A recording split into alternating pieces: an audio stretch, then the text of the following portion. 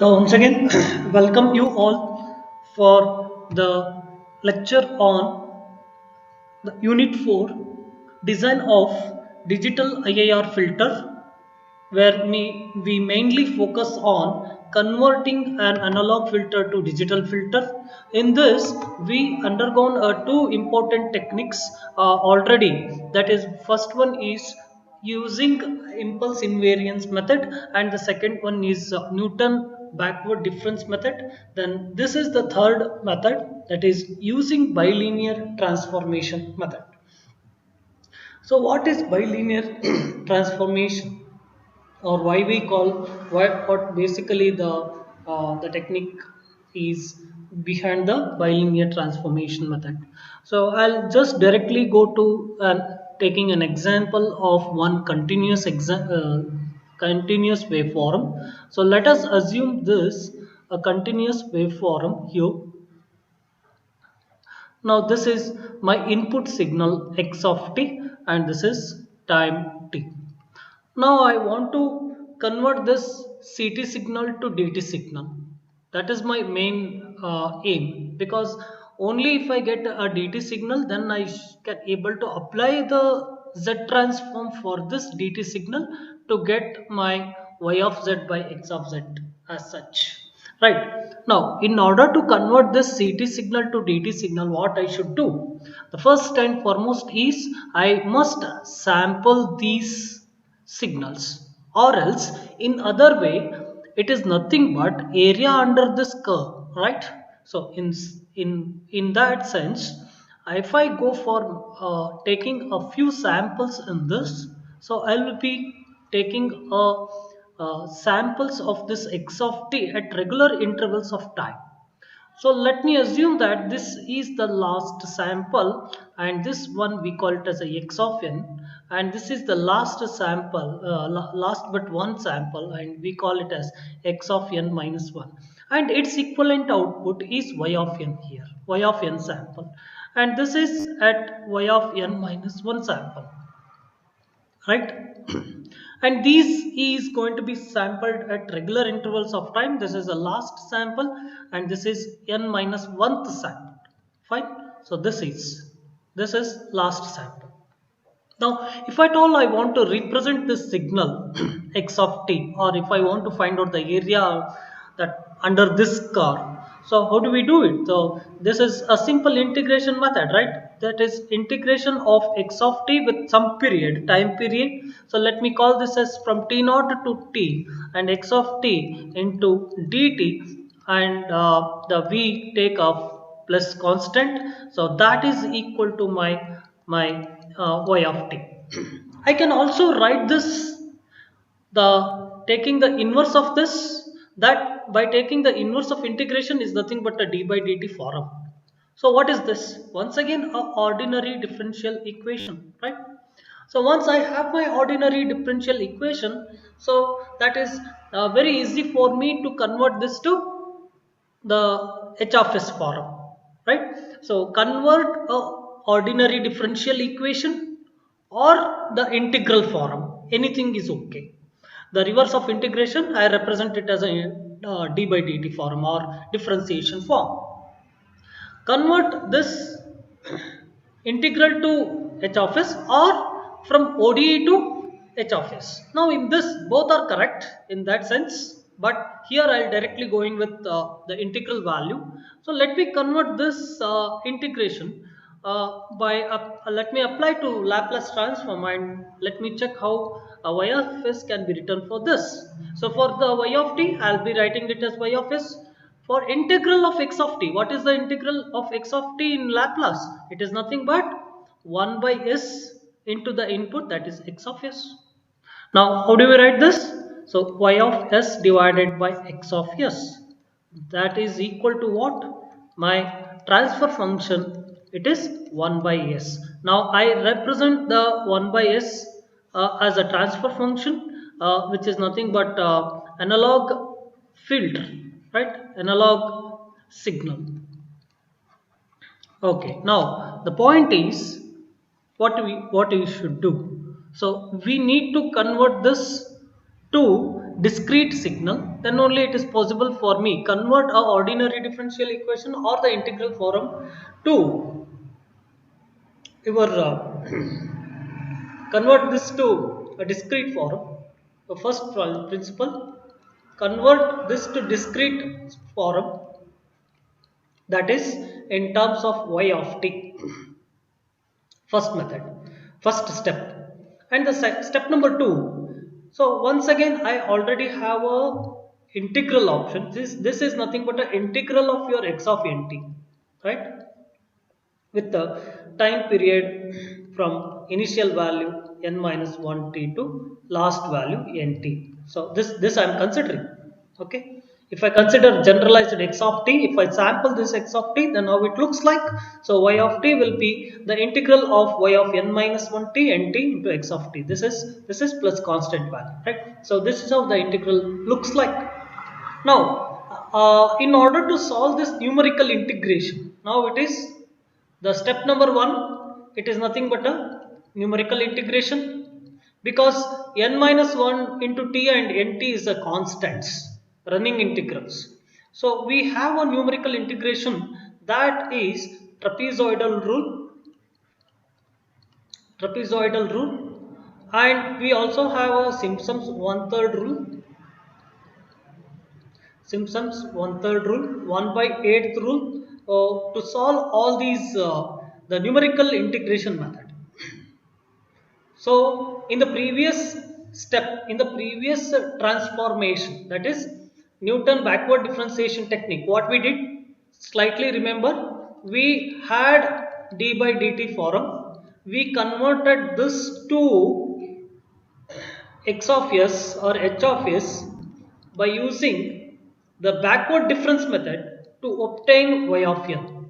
Okay, so we obtained this y of n, we adapted the backward difference method, and for which we applied a z transform, so that I could able to get the h of z value. Now we have y of nt here in the sampled version of the input signal. So what we need to do is either you go for applying the trapezoidal rule or Newton's Simpson's one-third rule or 1 by 8th rule, which is nothing but we call it as a numerical integration method. Okay, so we adapt in our syllabus, we restrict our explanation to by applying the trapezoidal rule. Why trapezoidal rule is used? To solve the numerical integration which are in the form of numericals. That's it. Okay. Okay. The next step is, let me call this as equation number 1, or let me rewrite here. So we have y of t from x of t, where input is integration of x of t from t naught to t into dt plus the constant value. So after applying the Laplace equation or Laplace transform to equation 1, apply Laplace transform to equation 1. So I am going to get y of s is equal to, or directly I will write y of s by x of s. This is nothing but my h of s. So that is equal to 1 by s. So let us call this as equation number 2. Okay, now convert equation 1. So let me convert equation 1, convert this to, convert it to what? Convert it to discrete time. So which means you need to go for sampling this. So therefore y of nt plus x of nt from the time. What is the sampling time that we have chosen? So the last sampling time is nt, right, till it last value, and before to that this is n minus 1 into t plus constant. In this case we slightly take a different orientation to write the constant. So we take the previous value, that's it. So this previous value we will be considering, that is y of n minus 1 into t. So what is this? This is the constant. Many times for integration it will be consisting of a initial value. So where y of n minus 1 into t is its initial value. That's it. Initial value. What do you mean by initial value? When you apply t equal to t naught, that is nothing but when you apply n equal to 0, you must get some initial value and that is going to be taken. So I'm trying to take from initial value to this last value. So that's how we go for taking the initial, adding the initial value as a constant to my integral value. Okay. Now this is a standard integration method. This is the standard form. So for which apply the trapezoidal rule. Now what is trapezoidal rule? Apply trapezoidal rule. Let me write a trapezoidal rule here. So if there is an integration of x naught plus n from up to n f of x, so how do we write the this one? N by 2.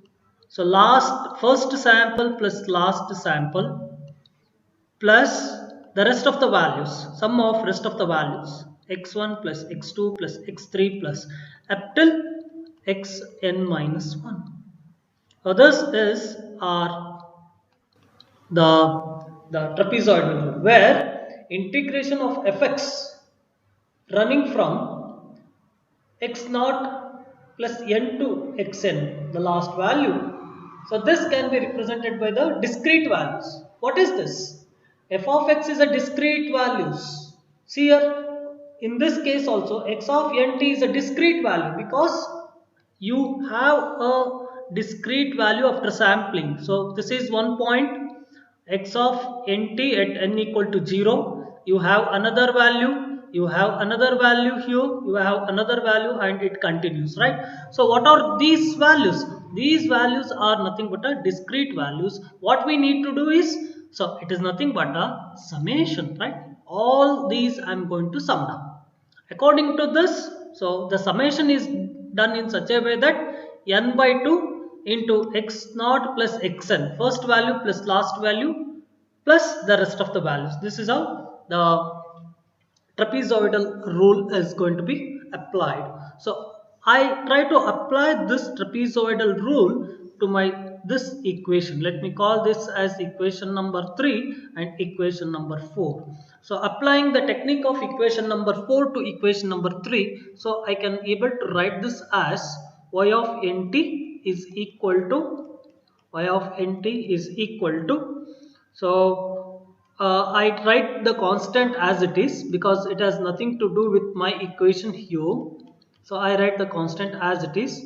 So since this the last value is nt, so if it is n, so n by 2. Now the last signal is t, then I write t by 2. Okay. So x of the first value plus the last value into t, x of n into t. First value into last value. Now look at this. You apply n equal to 0, you get one sample. You apply n equal to 1, you get one more sample. So I just summation of all the samples divided by 2. So that is going to be multiplied with your timing. So this is, I write this equation or I get this equation as per the trapezoidal rule, that we call this as equation 4, and this is as per trapezoidal rule. You have another technique to come up with or to derive this, but I adapt this particular method. It will be very easy and convincing to the many student fraternity. So I adapt this technique. That's it. Now what you should do? What is our final agenda? Final agenda, I should able to get my h of z in the form of y of z by x of z. If I able to get this, I compare this h of z with my h of s value, so that I can able to map s and z. I should able to map s and z. So s is what? Analog frequency, because it consisting of j omega. And what is this? Digital frequency, which is going to be represented in terms of e to the power of j omega. So this omega is analog and this omega is digital. Okay. So what is to be done? Map from analog to digital frequency means what? Map this omega with this omega. That's it. So mapping of this omega with this omega is nothing but mapping of s and z. So mapping of s and z is nothing but mapping of h of s and h of z. So that's how you should able to understand the concept behind this. In all three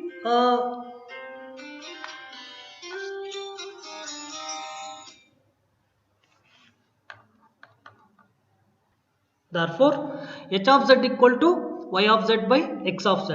So what I need to do, apply z transform to what, to equation number 5. So this gives me uh, y of z is equal to y of z into z inverse plus t by 2 as it is, right?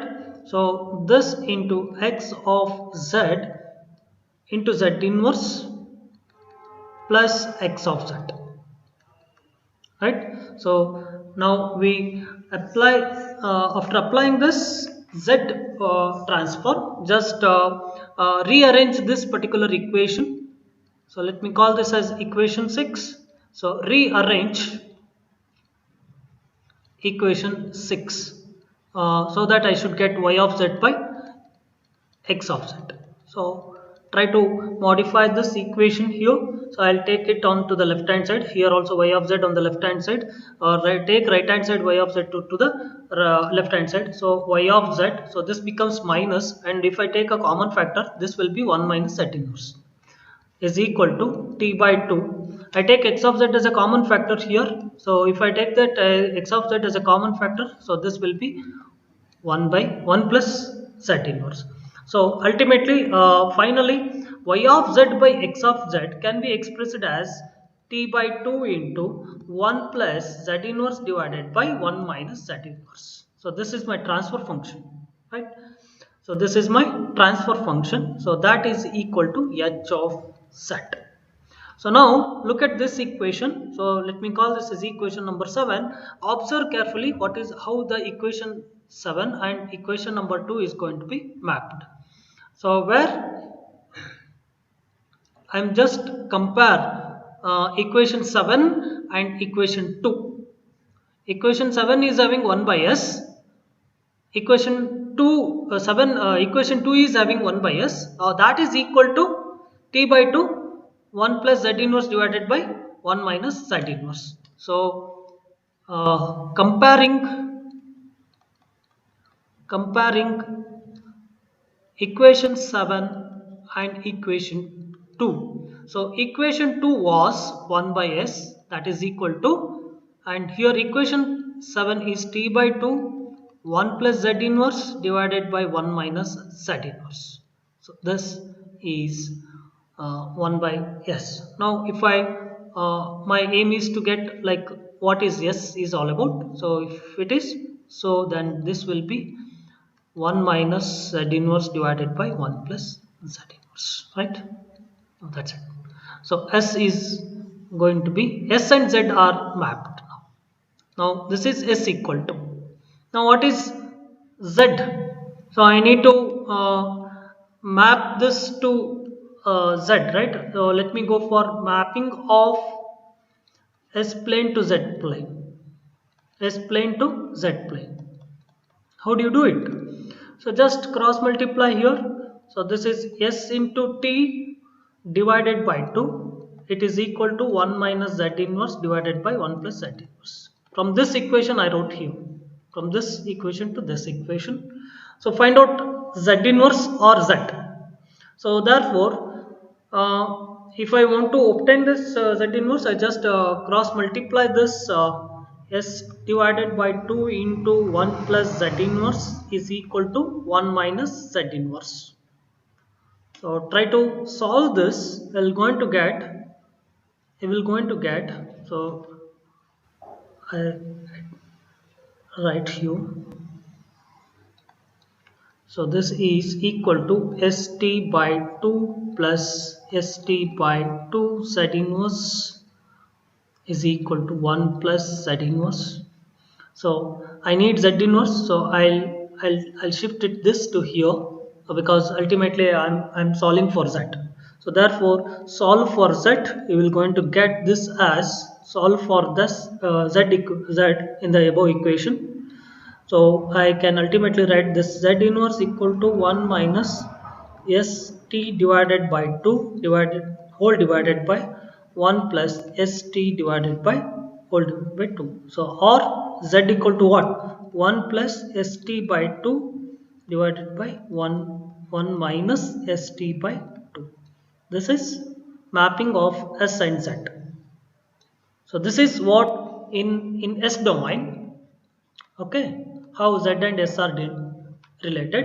This is in Z domain, how S and Z are related. Now, if you want to transform h of s to z, so replace s divided by replace s by this equation, that is 2 by t into 1 minus z inverse divided by 1 plus z inverse. If you have a digital system and if you want to go back to h of s, then replace z by this equation, so that from here I can move to h of s, from here I can move to h of z. So that's the thing here. Now what is required? The next point is I need to map, or I need to obtain the frequency. So I need to map omega and this omega. This is analog omega and digital omega has to be mapped. So let me go for mapping of z and s in terms of z and s in terms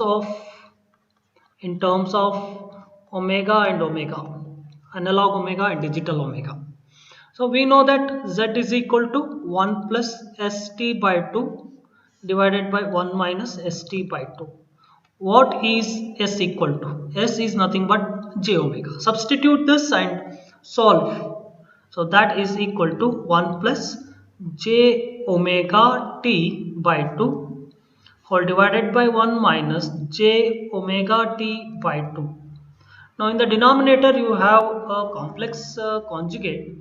So let me avoid this. So therefore in the denominator you have a complex number. So go for complex conjugate. Multiply with complex conjugate of that. So remove that irrational number. So this will be 1 plus j omega t by 2, 1 plus j omega t by 2. Solve for this, you are going to get 1 plus, if you multiply this, 1 plus j omega t by whole square by 2 whole square. So this is a plus b into a minus b. I can write it as 1 plus omega t by 2 whole square. Right? So if you simplify again, so I can write this as 1 minus omega t. Now if you just expand this, you will going to get 1 minus omega t, j times omega t, or okay, omega t by 2 whole square divided by 1 plus j the omega t by 2 whole square plus I take this j outside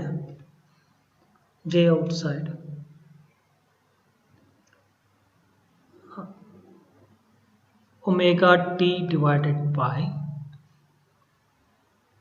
1 plus omega t by 2 whole square. So I am just rewriting this in this form. Okay, now this is in the form of x plus jy. How do you obtain this angle? So we need tan inverse of y by x. It is nothing but a theta. So y theta. So in z domain, so this is nothing but a omega is nothing but a angle. So if I want to find out the angle, it is nothing but, so omega is nothing but tan inverse of y by x. Here y by x is nothing but this divided by this. So therefore z is equal to e to the power of j omega, right? So this is nothing but e to the power of j omega. Omega means theta. What is theta? Theta is nothing but tan inverse of y by x. So here it is tan inverse of what is y in my case. Y is nothing but this. So if you observe carefully, this divided by this and this get cancels. So therefore, what we left with, omega t divided by 1 minus omega t by 2 whole square, entire thing. So this is uh, uh, omega. So this is all about omega. Therefore, so what we try to write, omega is nothing but tan inverse of omega t divided by 1 minus omega t whole square. This is the relationship between analog frequency and digital frequency. I should see that how analog frequency that was mapped on S, how it is going to be mapped onto the Z transform, that we should map here. So here once again what we do is, I just take the analog frequency, what happens when omega is equal to 0, where my Z falls, or what will be the value on Z domain. Okay, so this is in the S plane. Okay, this is in the S plane. If omega is 0, what is the value? So if omega is 0, it is nothing but omega becomes 0, and here also omega becomes 0. 1 minus 0 is 1, and 0, tan inverse of 0. So tan inverse of 0, what we're going to get? So this is going to be get, what is that tan inverse of 0? It is nothing but Z equal to e to the power of j0, right? So 0 by 0 by 1, which is nothing but 0, and it is nothing but tan e to the power of j into 0, that is equal to 1. So that's how we get it here. So because, so this is going to be 0 and e to the power of j into 0, right? So okay, let me map it for omega equal to infinity. What happens? It is infinity, tan inverse of infinity. So if it is infinity, then tan inverse of infinity gives me what? 90 degree, right? So e to the power of j pi by 2. What is e to the power of j pi by 2? It is nothing but cos theta plus I sin theta. So in that sense, I am going to get z equal to -1. Right. Similarly, if omega t is equal to minus infinity, then I'll going to get z equal to again -1. Okay. Now when do we get a maximum frequency? That is, I should get pi by 4, tan pi by 4 equal to 1. So when do we get this 1? When do we get this 1? When do we get pi by 4 actually? Or when do we get tan inverse of 1? What I should apply to omega so that this becomes tan inverse of 1. So that is when omega is equal to, if you observe, I'll put 2 by t. Put 2 by t. So what happens? Tan inverse of 2 by t into t, entire divided by t 2 by t into 2 whole square. So this get cancelled, this and this get cancelled. Right? So 1 by 4. So this becomes 1 by 2. So I'll just repeat this if you have any confusion. 2 by t into t. Okay, 1 minus 2 by t into t and into 2 as it is. Okay, now this is whole square, which means t and t get cancels. 4, and this is going to be 4. Again this is going to be 2 and 2, almost like t divided by 2 by t. So we're going to get tan inverse of 1 here somewhere else. So that means that tan inverse of 1, so e to the power of only j into 1. So that is We're going to get z equal to j here. Okay. Similarly, omega equal to minus 2 by t. So that is equal to e to the power of minus j. So this, when I map this, so this is on S plane that what we try to solve. So from 2 by t to minus 2 by t. Okay. So this is how all the frequency are going to be mapped onto the S plane. So if I want to transfer this, so this is 2 by t and 2 by t are going to be mapped for plus j and minus j. So this is mapped here on the unit circle. This is mapped on here on the unit circle, and when it is omega is 0, when omega is 0 then it is 1, so that is plus 1, and minus 1 we get when omega equal to infinity. So this is infinity and plus infinity and minus infinity. I'm going to get this as minus 1. So this is the mapping of S plane to Z plane. Is it clear? So after this, you're going to get this equation. What does this plot talk about? So plotting of digital frequency versus analog frequency in bilinear transformation. If you observe carefully, from pi to minus pi region, if I map the input, so right now omega is my input, and for which I am trying to get what is the digital out frequency, right?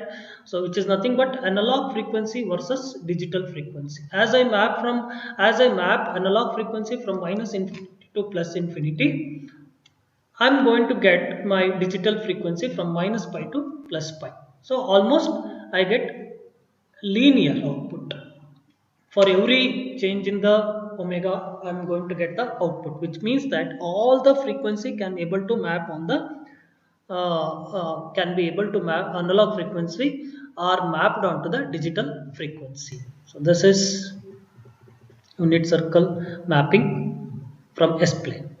And the advantage is the entire analog frequency is going to be mapped onto the digital domain into the unit circle, and entire LHS plane is mapped to the region inside the unit circle. So hence, once again, ensures the stability. So stable analog system results in equally stable in the digital system also. Okay. Quickly, we'll solve this particular example. A band pass filter of second order system, which is having h of s is equal to 1 divided by s plus 1. So h of s is equal to 1 divided by s plus 1. Transfer this to h of z using bilinear transformation. Consider t equal to 1 second. So h of s is mapped to h of z. So h of z is going to be mapped to h of z, and h of s are mapped from bilinear transformation. Like s is to be replaced with what value? 2 by t.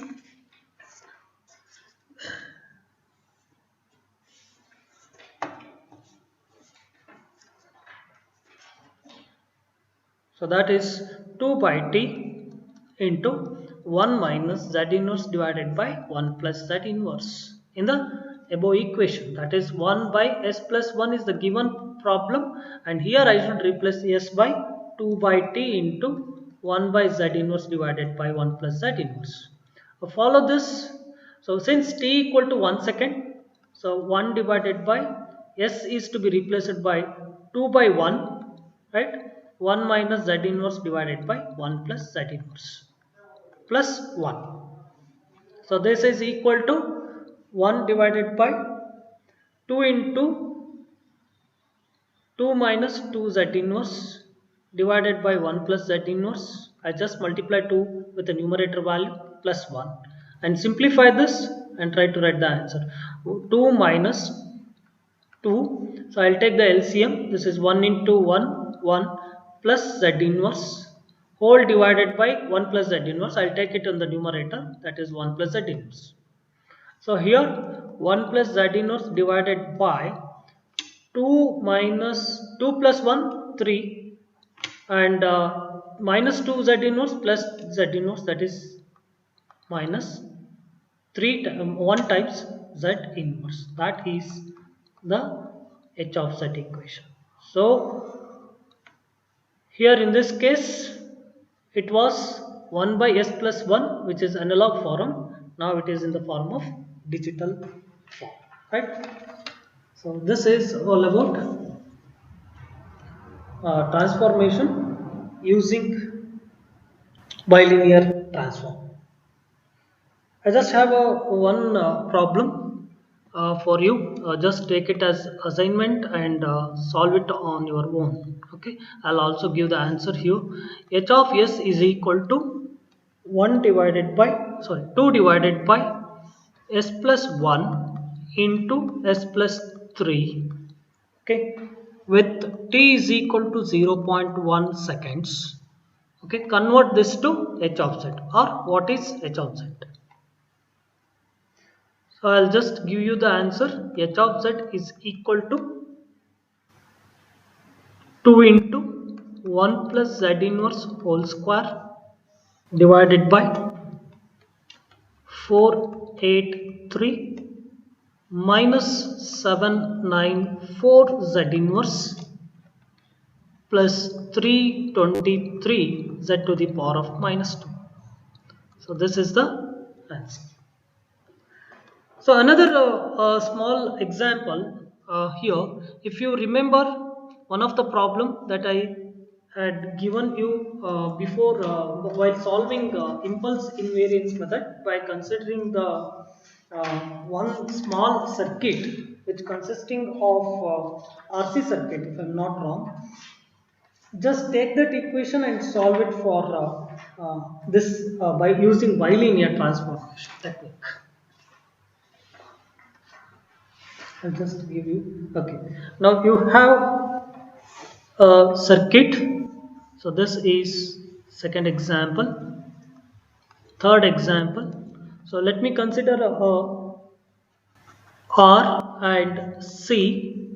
Okay, same example that what we have earlier. We solved this using impulse invariance method. Now let us try to solve this using, this is I of t, and this is Vi of t, and this is output V naught of t, or V1 or V2, whatever you want, you can take it. So consider that the sampling frequency is equal to 8 time cutoff frequency fc. Okay, 8 time cutoff frequency fc. What is fc equal to? 8 divided by 2 into pi into r into c. You know r value and c value. Find out the fs value here. That's it. So here also, if you solve v of s by input vi of s, so if you remember properly, we got 1 by s plus 1 itself. We solved this example in one of the class. So this was the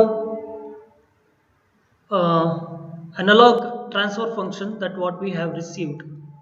Okay, so now it is just replace this s with what, 2 by t into 1 minus z inverse divided by 1 plus z inverse, and t he has given in terms of sampling rate, so that is 8 time fc. Calculate fs value and you put it here. Okay, try to solve these two examples because we have solved such type of problems already. So here you need to understand in all the three different types of transformation, only you need to understand how the s and z are correlated. Okay, that's it. So this is all about the unit 4 unit 4 design of digital IIR filter, and we used three different techniques to obtain h of z from h of s. One is impulse invariance, second one is Newton backward difference method technique or derivative technique, or third one is bilinear transformation, that is by using trapezoidal rule. Okay.